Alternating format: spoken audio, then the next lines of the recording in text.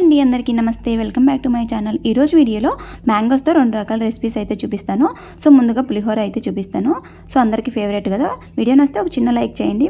Like చేయడం వల్ల మరికొందరికి రికమెండ్ అయితే అవుతుంది, సపోర్ట్ చేసిన వాళ్ళు అయితే అవుతారు. సో ముందుగా మామిడికాయని ఈ విధంగా క్లీన్ చేసుకొని చిన్నగా అనేది తురుముకోండి. తోలు మందంగా ఉంటే ఇలా పక్కన తీసేసుకోండి. తర్వాత స్టవ్ మీద ఒక ప్యాన్ పెట్టుకొని మనము పోపుకు సరిపడా ఆయిల్ అయితే వేసుకోవాలి. నేను ఇక్కడ 4 టేబుల్ స్పూన్ల దాకా ఆయిల్ వేసుకున్నాను. ఆయిల్ వేడెక్కాక మినప్పప్పు, శనగపప్పు, కొద్దిగా పల్లీలు వేసుకోండి. కొంచెం వేయించుకోవాలి వీటిని. ఇవి దూరగా వేగే వరకు వేయించుకోవాలి. దూరగా వేగిపోయిన తర్వాత ఇందులోకి ఆవాలు, జీలకర్ర, ఎండుమిర్చి, పచ్చికరివేపాకు ఉంటే వేసుకోండి. చాలా మంచి రుచినైతే వస్తుంది.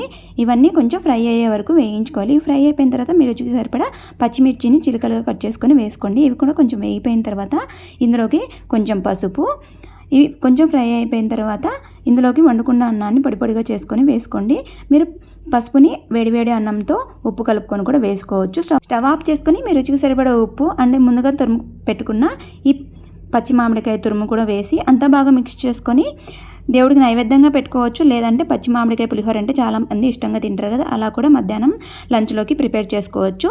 సో అంతే అండి, ఎంతో రుచిగా ఉండే పులిహోర అనేది రెడీ అయిపోయింది. నెక్స్ట్ రెసిపీ వచ్చేసి పచ్చి మామిడికాయతో పప్పు చూపిస్తున్నాను.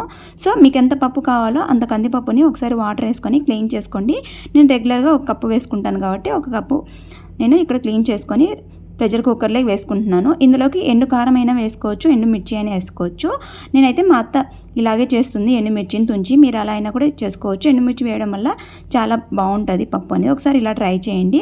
మీ టేస్ట్కి సరిపడా ఎండుమిర్చిని వేసుకొని 8 వెల్లుల్లి రెబ్బలను కూడా వేసుకోండి. ఈ విధంగా చిన్న చిన్న ముక్కలుగా కట్ చేసుకున్న ఒక మామిడికాయని అయితే వేసుకుంటున్నాను. 1/2 లీటర్ కంటే తక్కువ వాటర్ వేసుకోండి, లేదంటే పప్పు ఉడికేంత వాటర్ వేసుకోండి. పసుపు కూడా వేసి ప్రెషర్ కుక్కర్ పెట్టేసుకోండి. మీరు రెగ్యులర్గా ఎన్ని విజిల్స్ వస్తాయో అన్ని విజిల్స్ వేసి పప్పు ఉడికించుకోవాలి. మెత్తగా అనేది ఉడికించుకోవాలి. ప్రెషర్ ఎంత పోయిన తర్వాత చూడండి, పప్పు చూపిస్తున్నాను. ఈ విధంగా అనేది ఉడికించుకోవాలి. వాటర్ ఇమిరిపోయేంత మాత్రమే ఉడికించుకోవాలి. అలా అయితేనే పప్పులో ఎసురు తీసామంటే టేస్ట్ మారిపోతుంది. సో మీ టేస్ట్కి సరిపడా ఉప్పు వేసుకొని ఈ విధంగా మెదిపేసుకోండి. సో అంతేకాకుండా పప్పును మామిడికాయ పప్పు చేసుకునేటప్పుడు చాలామంది టమాటాలని, చింతపండుని యాడ్ చేస్తుంటారు. మనము మామిడికాయ పప్పుని అచ్చంగా మామిడికాయలతో చేసుకున్నారంటే రుచి చాలా బాగుంటుంది. ఈ విధంగా మెదిపేసుకొని పక్కన పెట్టుకున్న తర్వాత పప్పుకు అనేది పోపు వేసుకోవాలి. ఆయిల్ వేడెక్కిన తర్వాత ఆవాలు, జీలకర్ర, ఎండుమిర్చి, కరివేపాకు వేసి ఇందులోకి వెల్లుల్లి రెబ్బలను కూడా వేసి వేయించుకొని పప్పుని తర్వాత పెట్టుకున్నారంటే చాలా బాగుంటుంది.